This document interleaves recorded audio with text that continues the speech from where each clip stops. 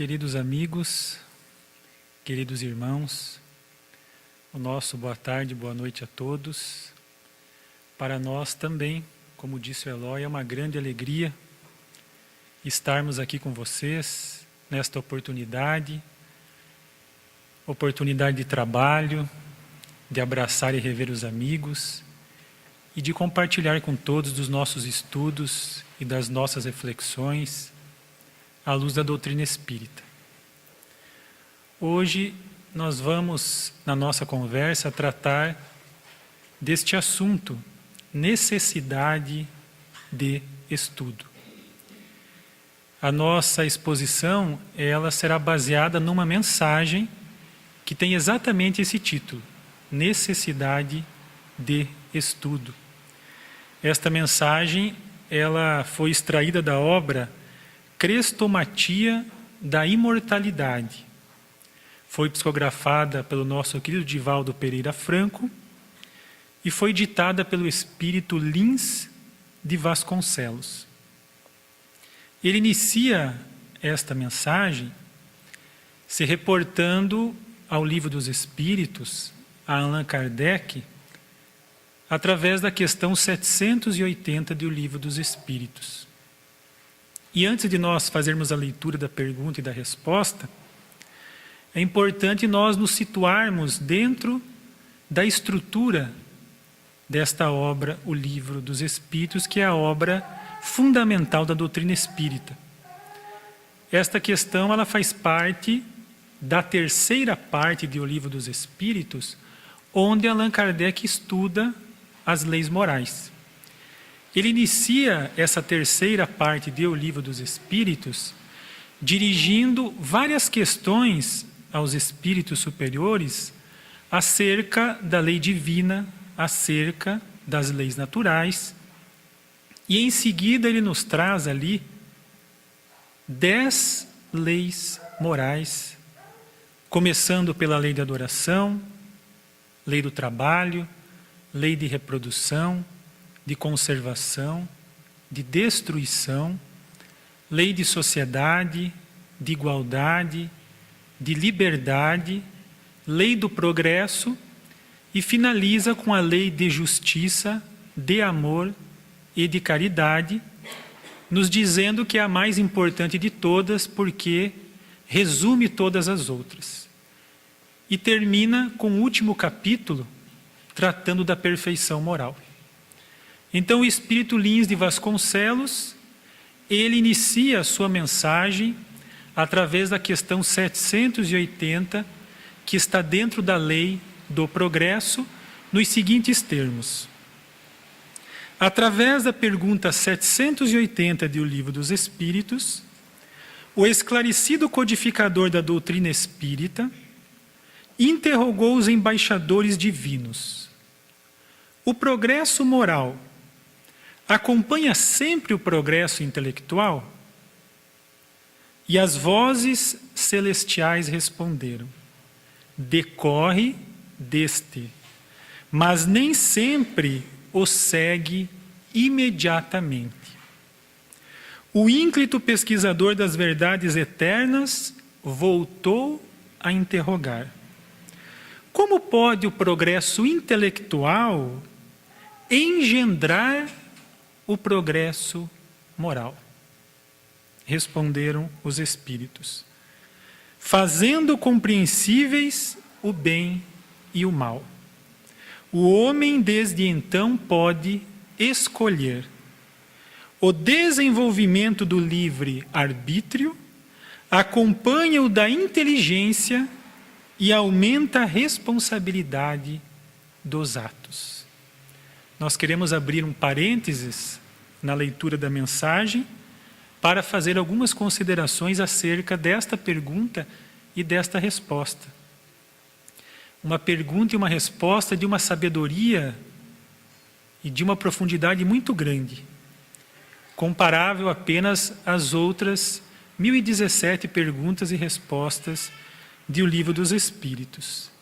Então pergunta Allan Kardec: o progresso moral acompanha sempre o progresso intelectual? Decorre deste, resulta deste, mas nem sempre o segue imediatamente. O progresso moral, ele resulta do progresso intelectual. De que maneira? Fazendo compreensíveis o bem e o mal. Na medida que nós compreendemos o que é o bem e o mal, que nós compreendemos o que é o certo e o que é o errado, desde então nós podemos escolher. Nós podemos optar entre uma alternativa e outra. Então, o desenvolvimento da inteligência, ele faz com que se desenvolva também o nosso livre-arbítrio, essa nossa capacidade de escolher. Mas também aumenta a responsabilidade sobre os nossos atos. Então, na medida que eu sei o que é o bem e o mal, o certo e o errado, eu posso escolher, mas eu também tenho responsabilidade sobre as minhas escolhas. E nós poderíamos, nesse momento, questionar, mas o que é o bem e o mal? Se na medida que eu sei o que é o bem e o mal eu posso escolher, o que é o bem e o que é o mal? Na questão 630, nos dizem os Espíritos que o bem é tudo o que é conforme a lei de Deus. O mal, tudo o que lhe é contrário. Assim, fazer o bem é proceder de acordo com a lei de Deus. Fazer o mal é infringi-la. Então, é importante nós conhecermos estas leis. Porque conhecendo as leis de Deus e nós nos pautando por essa lei, nós estaremos praticando o bem. Quando nós contrariamos essas leis, quando nós nos revoltamos, nos rebelamos diante dessas leis, isso é o que os Espíritos dizem que é o mal. Infringir as leis divinas é praticar o mal. Na questão 617, os Espíritos nos esclarecem que todas as da natureza são leis divinas, pois que Deus é o autor de tudo. O sábio estuda as leis da matéria. O homem de bem estuda e pratica as da alma. Nós estamos falando sobre a necessidade de estudo. E os Espíritos nos dizem que todas as da natureza são leis divinas. Deus é o autor de todas essas leis. E que como sábios nós estudamos as leis da matéria. E como homens de bem, que é o grande objetivo nosso, um dia sermos realmente homens de bem, para que nós chegamos a esse desiderato, cabe a nós estudarmos e praticarmos as leis da alma. Entre as leis divinas, umas regulam o movimento e as relações da matéria bruta. São as chamadas leis físicas, cujo estudo pertence ao domínio da ciência. As outras dizem respeito especialmente ao homem considerado em si mesmo e nas suas relações com Deus e com seus semelhantes. Contém as regras da vida do corpo, bem como as da vida da alma. São as chamadas leis morais. Então, todas as da natureza, como nós já dissemos, são leis divinas. São leis de Deus. Deus é o autor de todas essas leis. Como cientistas, como sábios, como pesquisadores, nós estaremos estudando essas leis que regem o movimento da matéria bruta, as chamadas leis físicas, mas o autor delas é Deus. E como homens de bem, nós estaremos estudando essas leis que regem todas as nossas relações para com Deus, para com o nosso próximo e para conosco mesmo, que são essas chamadas leis morais. Então, o conhecimento dessas leis, a compreensão dessas leis, a vivência e a prática dessas leis é de fundamental importância para que nós possamos ser verdadeiramente felizes e possamos fazer o certo, fazer o bem, fazendo com que realmente essa nossa capacidade de escolha, ela seja a melhor possível. As nossas escolhas, as nossas opções sejam sempre certas, corretas, porque estarão de acordo com essas leis estabelecidas por Deus. Os Espíritos nos dizem de que a lei de Deus é a única verdadeira para a felicidade do homem. Que nós só somos infelizes quando nós nos afastamos dessas leis. E por via reversa, nós somos felizes quando nós nos aproximamos dessas leis. Nos harmonizamos com essas leis. Daí a verdadeira felicidade. E cabe um comentário aqui, já que nós estamos tratando das leis morais, das leis divinas, do porquê que Jesus é o maior modelo e guia, que os Espíritos nos dizem. Jesus é o maior modelo e guia. Jesus é o maior modelo e guia para todos nós, para a humanidade, porque a sua doutrina, aquilo que ele nos ensinou, as coisas que ele fez, são a expressão mais pura da lei do Senhor nas palavras dos Espíritos. Ou seja, todos os ensinamentos de Jesus, as suas ações, os seus exemplos, as suas lições, os seus conselhos, são a expressão mais pura e sublime destas leis estabelecidas por Deus. Então, se nós quisermos estudar essas leis, buscarmos exemplos de como nós devemos praticar essas leis, cabe a nós estudarmos com Jesus, estudarmos a história de Jesus, estudarmos como ele se comportava, como ele procedia, os seus exemplos, os seus ensinamentos, porque tudo o que ele fez e nos ensinou, a sua doutrina, é a expressão mais pura destas leis estabelecidas por Deus. Uma outra questão que ressalta desta resposta dos Espíritos é que há uma relação direta entre o conhecimento e a responsabilidade. Na medida que nós conhecemos mais, sabemos mais, nós podemos escolher melhor, mas também nós temos responsabilidade sobre aquilo que nós escolhemos. Então a responsabilidade, ela é diretamente proporcional à consciência, ao conhecimento que se tem de uma determinada situação. Na questão 637 do Livro dos Espíritos, Allan Kardec pergunta: será culpado o selvagem que, cedendo ao seu instinto, se nutre da carne humana? Vejamos a resposta dos Espíritos. Eu disse que o mal depende da vontade. O mal depende da vontade. A vontade está diretamente relacionada ao meu livre-arbítrio. Então, o mal depende da vontade significa dizer que o mal depende se eu tinha conhecimento daquilo que eu estava fazendo. E, portanto, usando do meu livre-arbítrio e da minha vontade, eu tomei aquela decisão de infringir uma lei natural, uma lei divina. Pois bem, tanto mais culpado é o homem, quanto melhor sabe o que faz. Então, a responsabilidade, ela está relacionada à questão do nosso conhecimento. A responsabilidade é proporcionada aos meios de que dispõe para compreender o bem e o mal.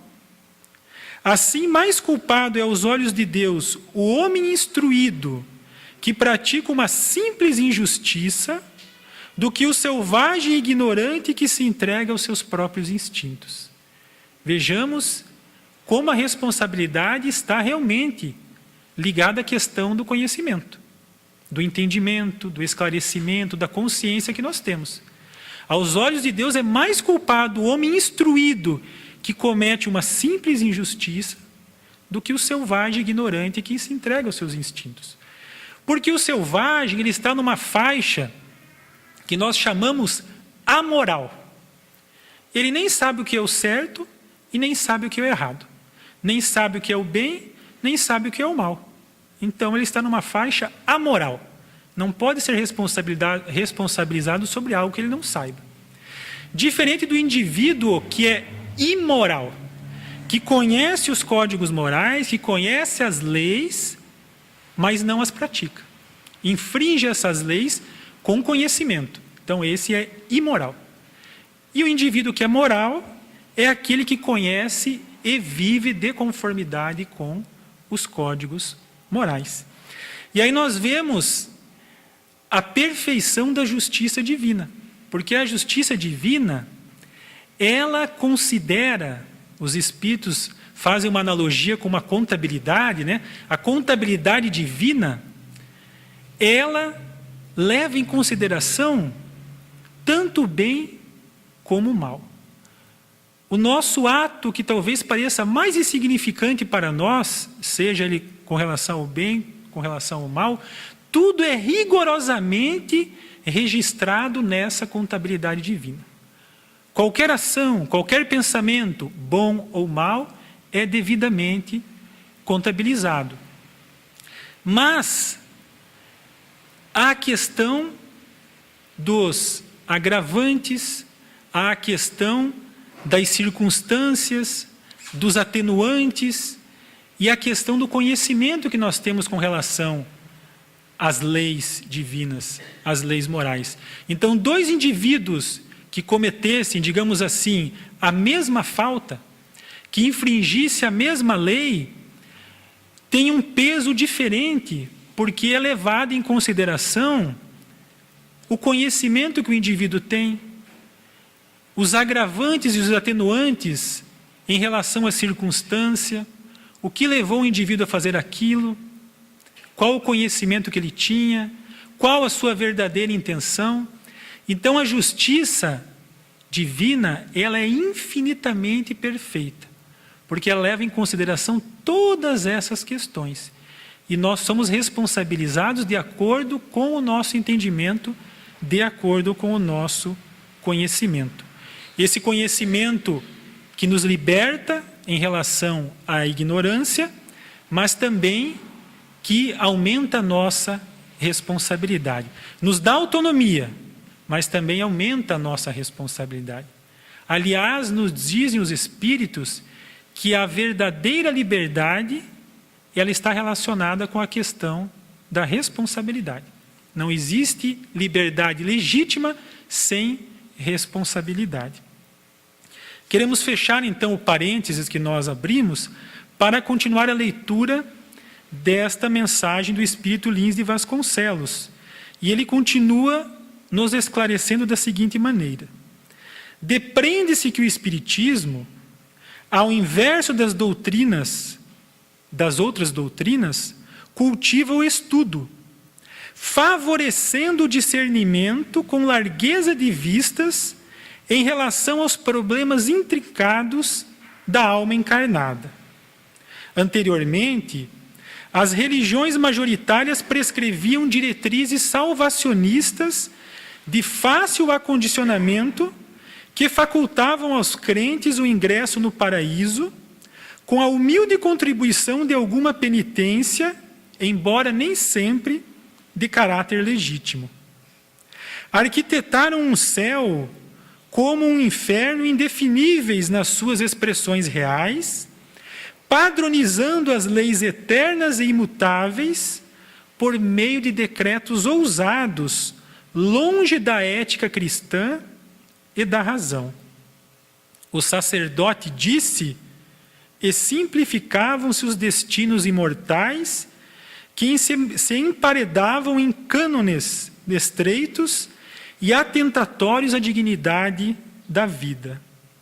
Mais tarde, a ciência, libertando-se dos freios dogmáticos, criou também o mestre disse, sem qualquer expressão científica. Então, vamos abrir aqui um outro parênteses.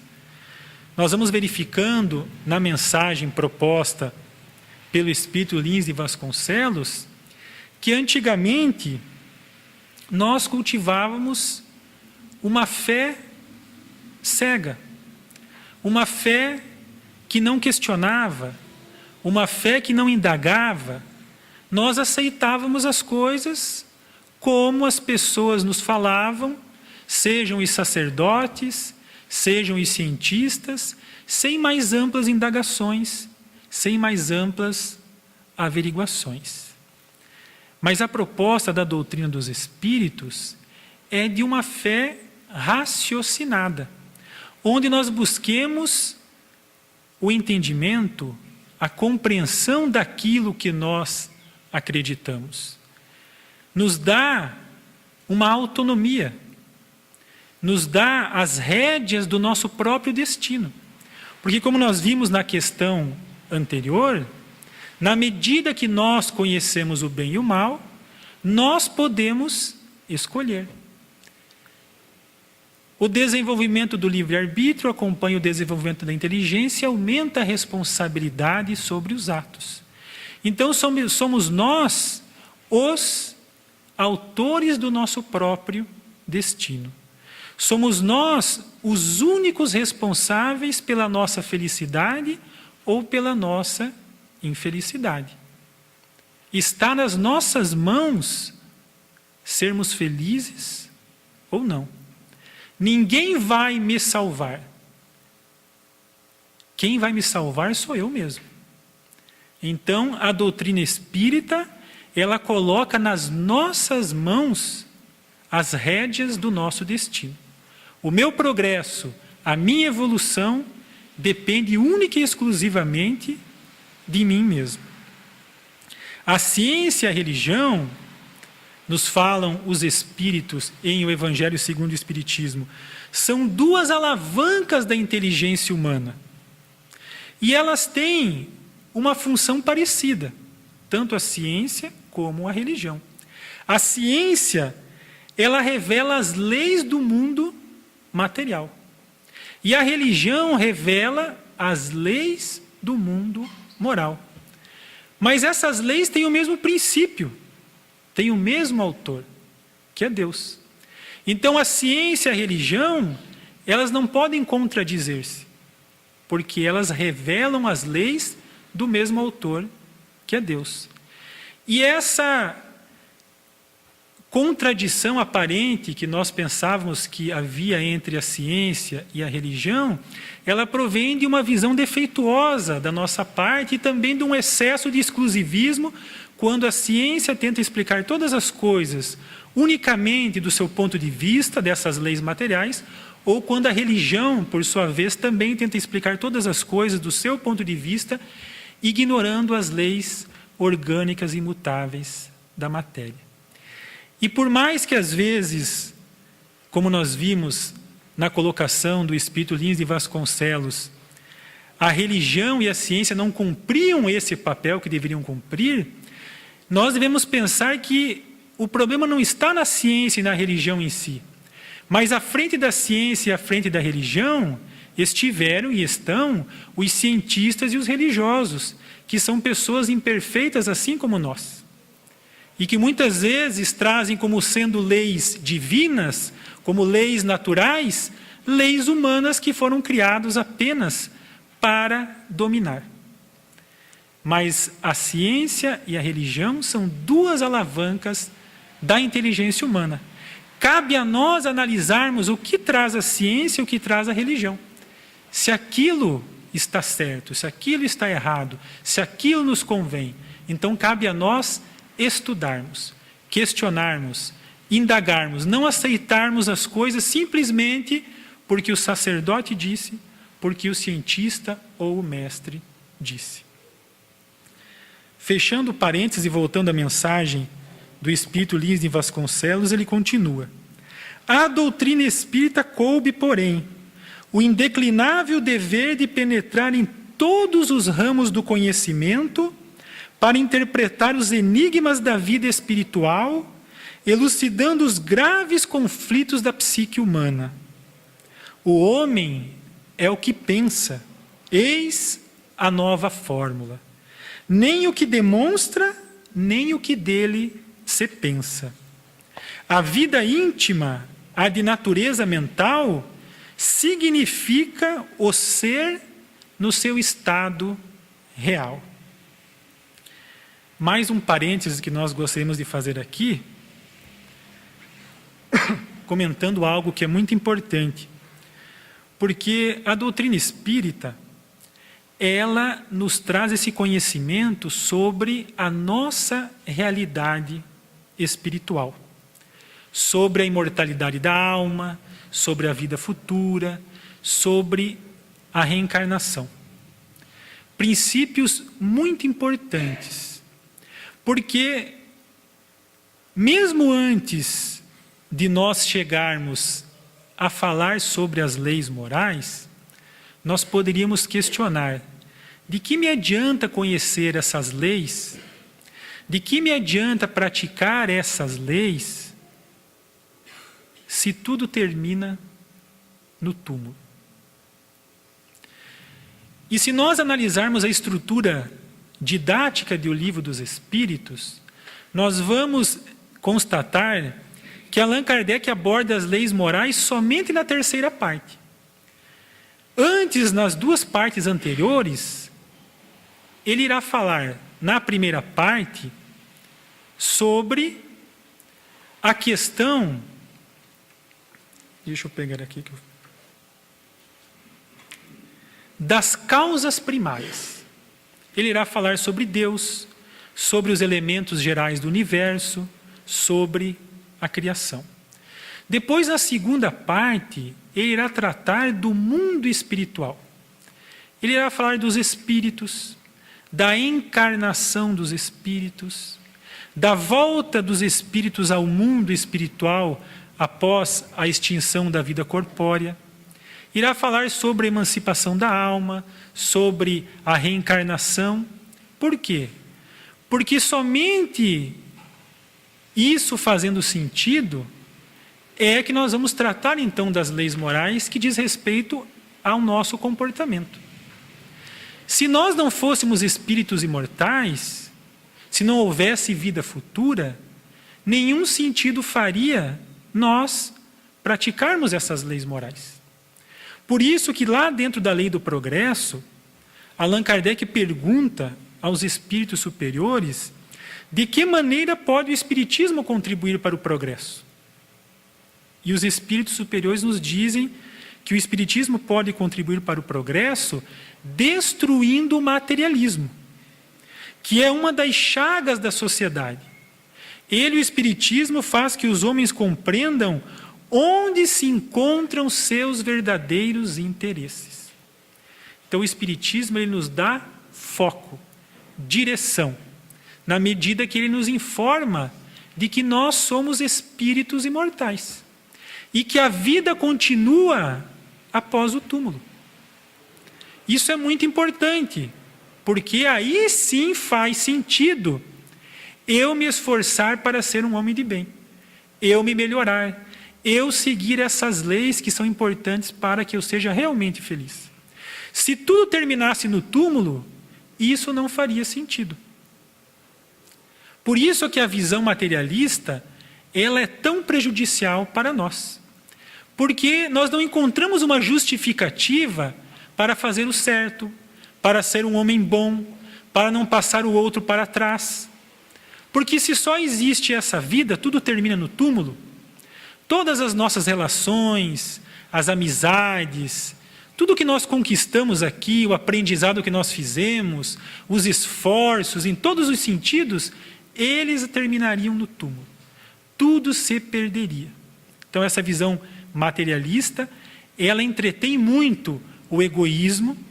Nós damos tudo à vida presente e não encontramos um sentido, uma justificativa para nós nos melhorarmos, para nós nos reformarmos, para nós fazermos esse processo de transformação moral. Por isso, a primeira preocupação da doutrina espírita é trazer, através de provas irrecusáveis, a imortalidade da alma.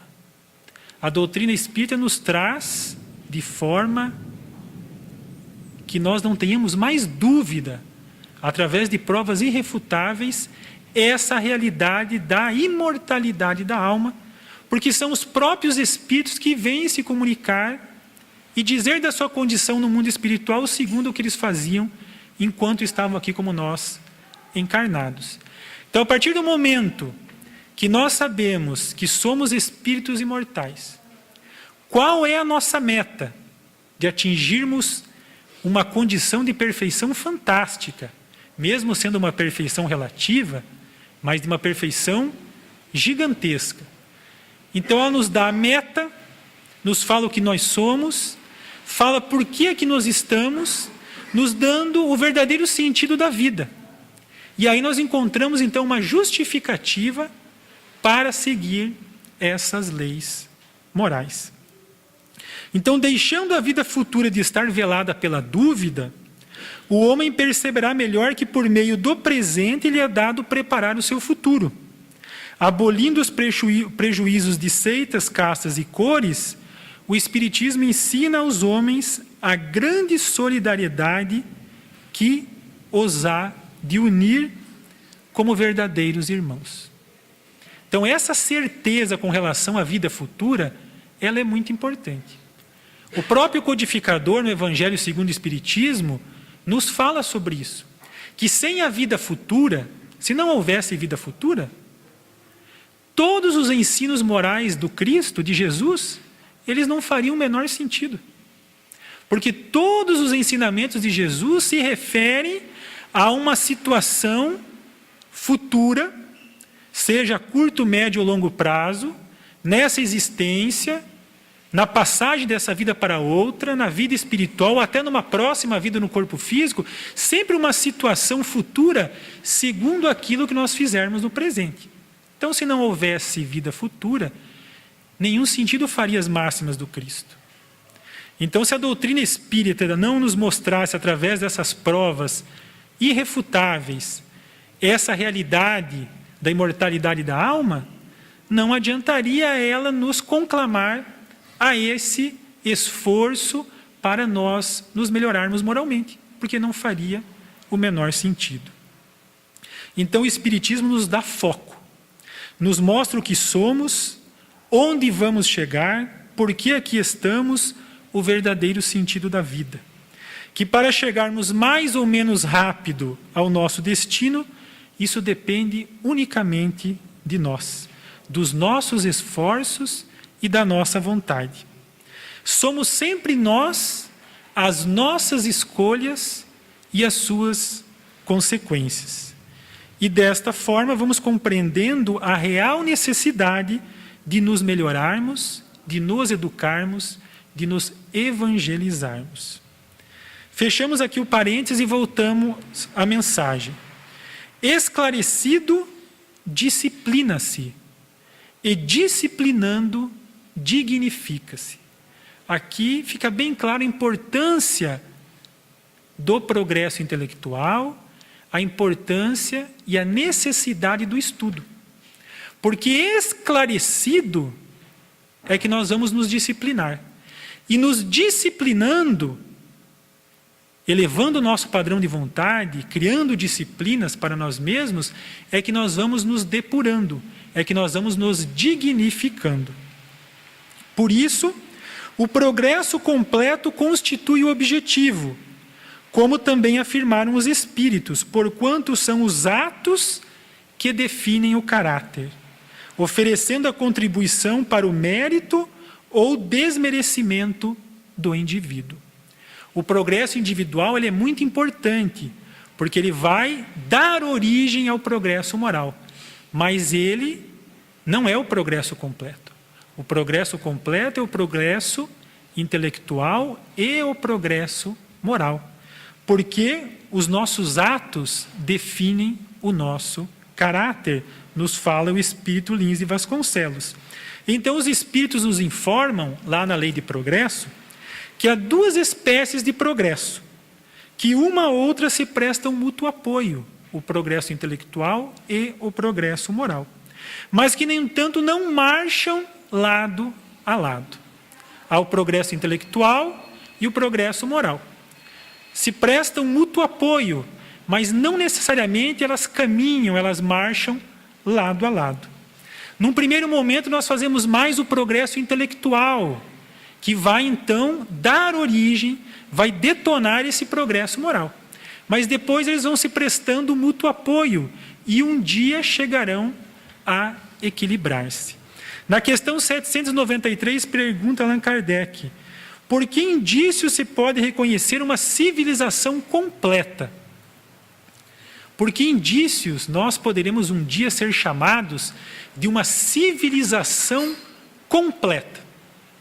Os Espíritos nos dizem que reconhecê-la-eis pelo desenvolvimento moral. Então vejamos a importância do desenvolvimento moral, que é, num primeiro momento, produzido através do progresso intelectual. Credes que estáis muito adiantados porque tendes feito grandes descobertas e obtido maravilhosas invenções. Porque vos alojais e vestis melhor do que os selvagens. Todavia, não tereis verdadeiramente o direito de dizer-vos civilizados, senão quando da vossa sociedade houverdes banido os vícios que a desonram e quando viverdes como irmãos, praticando a caridade cristã. Até então, sereis apenas povos esclarecidos, que hão percorrido a primeira fase da civilização. Então nós damos, nessa primeira fase, um grande passo no sentido do progresso intelectual. Mas nós só seremos realmente chamados de uma civilização completa quando nós tivermos evoluído também na questão moral. E nós sabemos que os grandes obstáculos ao nosso progresso moral são o orgulho e o egoísmo. Os Espíritos nos dizem que o egoísmo, ele está na raiz de todos os males e de todos os vícios. Então, o grande trabalho que nós teremos, esse combate interior conosco mesmo, para nós progredirmos moralmente, será essa luta contra o egoísmo. E nesse sentido, nos dizem os Espíritos, que o egoísmo se enfraquecerá à proporção que a vida moral for predominando sobre a vida material. E à medida que os homens se instruem acerca das coisas espirituais, menos valor dão às coisas materiais. Então, quando nós vamos nos identificando com essa vida espiritual, vamos dando menos valor às coisas materiais. E isso vai enfraquecendo também o egoísmo. Fechamos aqui um parênteses e voltamos à mensagem. Em sua origem, esclarece o espírito Lázaro, o homem só tem instintos. Quando mais avançado e corrompido, só tem sensações. Quando instruído e depurado, tem sentimentos. Vejamos, instruído, progresso intelectual. Depurado, progresso moral. Então, os sentimentos nada mais são do que os instintos elevados à altura do progresso feito. É todo um processo que nós passamos dos instintos pelas sensações até chegarmos nos sentimentos. Todavia, para que o espírito se liberte dos instintos, faz-se mister freá-los. E para que se desprenda das sensações, é indispensável que se esclareça. Daí a importância de nós nos esclarecermos. Daí a necessidade do estudo, desse progresso intelectual num primeiro momento, para que nós possamos conhecer o que é o bem e o mal, o que é o certo e o que é o errado. Não se acredite, porém, que a evolução seja um impositivo da intelectualidade apenas. Se assim fosse, aqueles que se demoram distantes dos centros de cultura e estivessem limitados nos recursos financeiros e sociais, dificilmente poderiam atingir o estado de libertação desejada. Temos o exemplo a se repetir em 1000 fatos de que o progresso moral não depende exclusivamente do progresso intelectual. No entanto, mesmo quando o espírito se reencarna limitado num quadro de valores subalternos e progride, traz em si mesmo em germe os fatores intelectuais que constituem elementos essenciais à superação dos impositivos materiais. Então, apesar do progresso intelectual, abrindo aqui um parêntese, ele engendrar, ele produzir, ele dar origem ao progresso moral, não significa que o progresso material dependa exclusivamente do progresso intelectual. Muitos de nós sofremos transformações morais em mínimas coisas, sem que isso dependa exclusivamente do progresso intelectual. Vamos mudando diariamente a nossa maneira de ser, de ver, de tratar as pessoas, a partir de lances que nós já observamos, já sentimos, que nos marcaram. A gente muda e essas transformações morais vão acontecendo gradativamente. E nesse sentido, a sabedoria divina faz com que nós convivamos em sociedade, porque a convivência social, quando nós vamos observando uns aos outros, é também o que nos dá ensejo de progredir no aspecto moral. Os espíritos respondem na questão 779 que os mais adiantados auxiliam o adiantamento dos menos adiantados por meio do contato social. Porque nós vamos nos observando uns aos outros. E quando nós convivemos com uma pessoa que é muito melhor que nós, que é mais humilde, que é mais benevolente, isso nos chama atenção, nos sensibiliza e faz com que nós, a partir daquele contato com aquela pessoa, comecemos a desenvolver essa vontade de também sermos tão boa quanto aquela pessoa. Então, o contato social ele é fundamental para que nós possamos desenvolver as nossas outras faculdades, desenvolver esse aspecto moral também. Uma das leis naturais que nós comentamos antes é a lei de sociedade. Então, na questão 768, pergunta o codificador: procurando a sociedade, não fará o homem mais do que obedecer a um sentimento pessoal? Ou há nesse sentimento algum providencial objetivo de ordem mais geral? Os espíritos dizem assim, que o homem tem que progredir. Insulado não lhe é possível, por não dispor de todas as faculdades.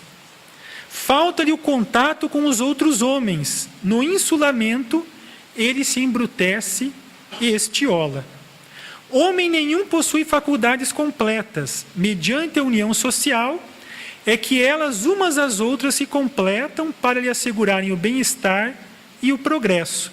Por isso é que, precisando uns dos outros, os homens foram feitos para viver em sociedade e não insulados. Então, nós progredimos também através do contato social, através da vida de relação. Lá em O Evangelho segundo o Espiritismo, capítulo 17, Sede Perfeitos, quando os Espíritos nos falam sobre o homem no mundo, eles nos dizem que a perfeição está toda, como disse o Cristo, na prática da caridade absoluta. Mas os deveres da caridade alcançam todas as posições sociais, desde o menor até o maior. Nenhuma caridade teria a praticar o homem que vivesse insulado. Unicamente no contato com os seus semelhantes, nas lutas mais árduas, é que ele encontra ensejo de praticá-la. Aquele, pois, que se isola, priva-se voluntariamente do mais poderoso meio de aperfeiçoar-se. Então, dos mais poderosos meios que nós temos de nos aperfeiçoarmos é através do contato social, é através da vida de relação.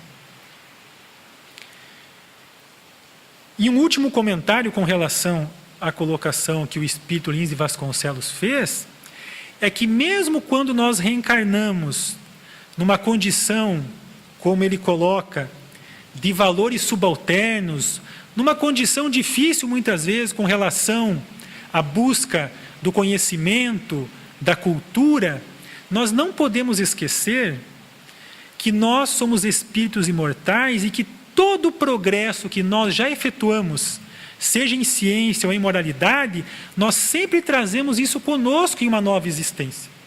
Então, por mais que eu esteja numa condição, às vezes, de difícil acesso à cultura, ao conhecimento, tudo que eu evoluí até as existências anteriores, eu trago aquilo comigo, e essas ideias inatas, a intuição que eu guardo de todo esse progresso que eu já fiz, é o que me auxilia a dar continuidade ao meu progresso e é o que faz com que eu possa vencer os impositivos e as dificuldades da vida material. Então, mesmo reencarnando numa condição de dificuldade com relação ao acesso à cultura, ao conhecimento, tudo aquilo que eu já progredi em ciência e moralidade, eu trago comigo. E aquilo me auxilia a vencer todos os impositivos e as dificuldades da vida material. E aí nós vamos para a conclusão da mensagem, onde ele nos diz assim: Jesus escolheu homens rudes e ignorantes, não, entretanto, espíritos ignorantes e rudes, que é o que nós comentamos agora. Homens ignorantes e rudes, não espíritos. Porque o espírito ele traz consigo tudo aquilo que já evoluiu. Então, muitas vezes, a gente reencarna numa condição de dificuldade, homens rudes, mas o espírito nós não conhecemos. Então, Jesus escolheu homens rudes e ignorantes, não, entretanto, espíritos ignorantes e rudes. O espírito, sabemos, é o ser. Nele estão os elementos eternos que mantêm o transitório equilíbrio da organização celular. Desenvolver as possibilidades intelectuais, iluminando a mente e libertando o coração, eis os objetivos da reencarnação para lobrigar o êxito que se propõe. Não se pode, portanto, em matéria de fé, desdenhar os conhecimentos científicos nem as lições filosóficas, como se viessem de mentes satânicas em competições de aniquilamento. A paz depende, sobretudo, da razão. Quando a razão se ilumina, o coração se eleva, santificando os impulsos e revigorando os sentimentos. O bem e o mal perdem o aspecto dualista para surgirem na feição do eterno bem, presente ou ausente. Todas as coisas, mesmo as lamentáveis, não raro, apresentam a boa parte, ensejando, quando lastimáveis, lições e convites à vigilância e ao equilíbrio. Por isso mesmo, crê mais aquele que compreende e não aquele que vê, ouve ou que simplesmente foi informado. A autoiluminação é filha do esclarecimento intelectual.